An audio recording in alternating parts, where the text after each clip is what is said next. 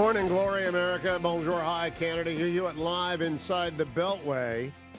Foreign Affairs is the preeminent magazine of the Blob. The Blob is the national security foreign affairs establishment, the Council on Foreign Relations, the 1,000 think tanks, everybody who's ever been anyone in national security. And it still is the journal of record. Foreign Affairs is the journal of record for where American foreign policy is going, the consensus position. So I was thrilled when the new issue came out last week, and it headlines an article co-authored by Ambassador Robert O'Brien and historian Arthur Herman on the need for Congress to help the president counter China. And I tracked down Ambassador O'Brien, the last national security advisor and the most successful national security advisor under President Trump. And he's in Tokyo this morning. Good morning, Robert. It is 9 p.m. there. Thank you for staying up late with me. Good morning. Greetings from Tokyo. So the Foreign Affairs magazine is the beating heart of the establishment. I am amazed that they let you and Arthur write for it. Well, what we're seeing, and we're seeing this in Tokyo at the Munich Security Conference, is that there's a new consensus developing. And our allies know, the establishment knows, that we're in a race for our life against China. With the advent of AI, quantum computing, the tech race that we're in, our way of life is on the line right now.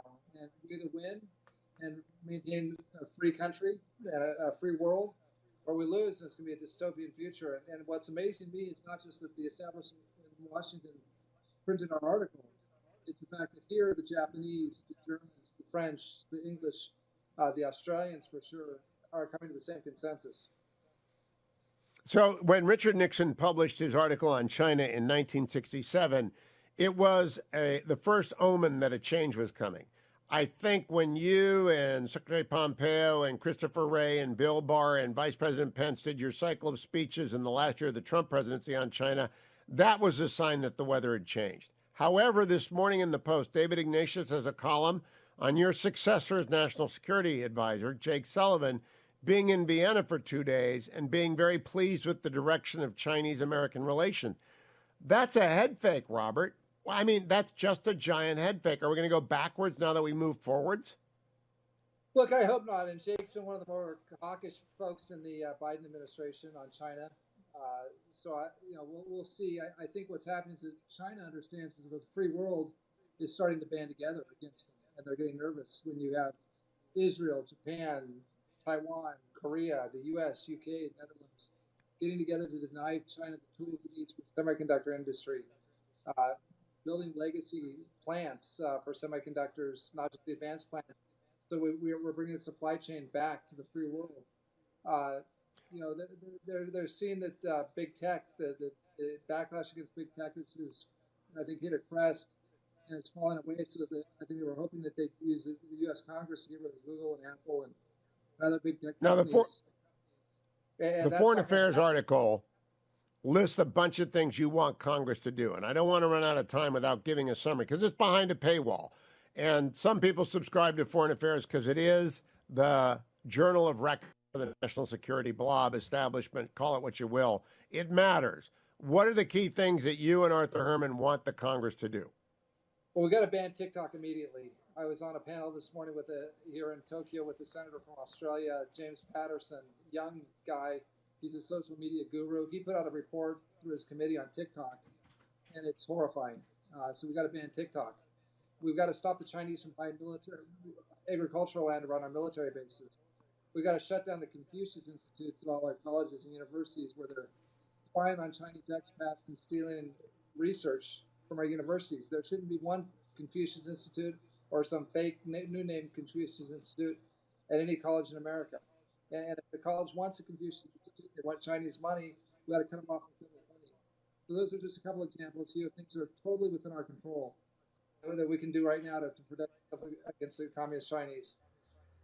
Now, you have followed the Belt and Road Initiative very closely, as is obvious from the Foreign Affairs article. Does the Congress need to support the executive in countering that kind of, whether it's a port in Namibia, a port in Cambodia, a base in Djibouti? The CCP is everywhere with CCP money. Does the United States have to follow them and outbid them everywhere? We don't have to outbid them, but what we can do is offer a better alternative, a less corrupt version of the foreign aid that they're getting from China, a version where the half the foreign aid doesn't go to dictators' bank accounts in Switzerland, and the other half goes to Chinese companies that bring Chinese workers in. So that's why every time I take a foreign trip to one of these developing countries, I always took Kim Reed from OPIC or Adam Bowler from DFC with me to show that the U.S. could finance projects, but we could do it in a transparent way and a way that benefited the people of that country, whether it's Kenya or Namibia or Brazil, and that they could have trusted 5G, they could have trusted factories, trusted port systems, and not be hostage to the Chinese. Now, Robert, you are loved in Japan because you forged a pretty good relationship with their old national security advisor, with the deceased prime minister, with their ruling party. Now, this security conference is a new development. It's bigger than Montreal, it's bigger than Reagan, it's bigger than Munich.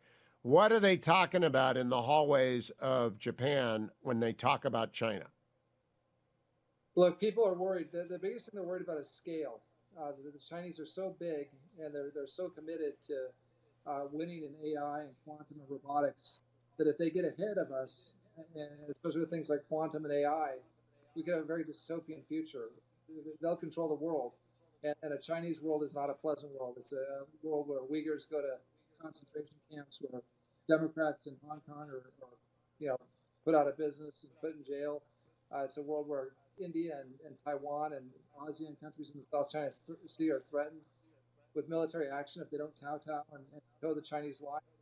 Very different world than the world we're living in today, and everyone knows it. The French know it, the Germans know it. Of course, all the ASEAN nations know it. They're worried. Well, it used to be that Japan's ruling party didn't really want a confrontation with China, and they had strained relations with South Korea. Is the alliance actually taking shape at this conference? Well, we're seeing the South Koreans and the South Korean president and the Japanese prime minister get together 2 weeks ago and talk about how they can work together.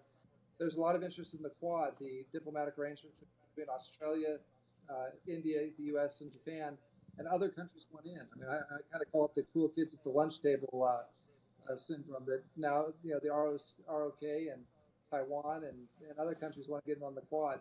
The French have sent a lot of resources out to the South Pacific, to their islands. So I think that, there's an understanding that China is going to be very aggressive, and the best way to avoid a war with China, which everyone's worried about, is through deterrence. It's through peace through strength. It's not through appeasement. I think the old days of appeasing China, people realize that just created a more aggressive and a more assertive China. It's now time for the free world to deter China. Now, has Japan banned TikTok? I'm not sure they have the big tech replacement that our big tech can provide for social media, but do they have a replacement for TikTok? I don't know if Japan has a great replacement, but I'll tell you one thing they have is they've banned Huawei, and they've been just terrific on 5G. So you don't have Huawei in Japan. You've got Japanese 5G and eventually Japanese 6G, and some of those companies are going to do business in the U.S. So, TikTok is a problem everywhere. The Indians have banned it, but it's a whole combination of TikTok and Huawei and WeChat and Chinese intellectual property theft of quantum computing advances being made in Japan and the U.S. It's a whole package that we've got to. The Chinese are relentless, and we've got to confront them on all fronts. It would not be a Robert O'Brien interview if I didn't ask you about the Japanese Navy. China has built the biggest Navy in the least amount of time in the history of humankind. What is Japan doing on the water and under the water to counter that fleet? Well, I'm going to talk about this in a speech tomorrow in Tokyo. One of the things is the Japanese have probably the best diesel electric sub in the world. They run forever. They're kind of like the Honda that I drove in college, and all you have to do is change the oil. It lasted for years. But the Japanese trade in their submarines for new ones every couple of years. They need to extend the life of their submarines and go from a fleet of 22 submarines to 28, 29 submarines. That'll be a real deterrent, and if a war broke out, it would be a huge advantage for the West in a conflict with China. So, look, Japan is doing some great things. They've increased defense spending to the magic 2% of the GDP number. They've converted their helicopter aircraft carriers to real aircraft carriers, so the F-35 can fly off them, the F-35B. So Japan's doing a lot, but going back to your point, with everything Japan has done in the last 5 years, China has built more ships than the entire Japanese Navy since 2016. It's amazing. Ambassador Robert O'Brien, thank you for joining me. Follow him on Twitter at Robert C. O'Brien. Go and read his Foreign Affairs magazine piece, co-authored with Arthur Herman, called The President Can't Counter China on His Own. Every member of the national security community needs to read and remember this. Have a great time and go to bed, Ambassador. Thank you for staying up late in Tokyo. I'll be right back, America. Stay tuned.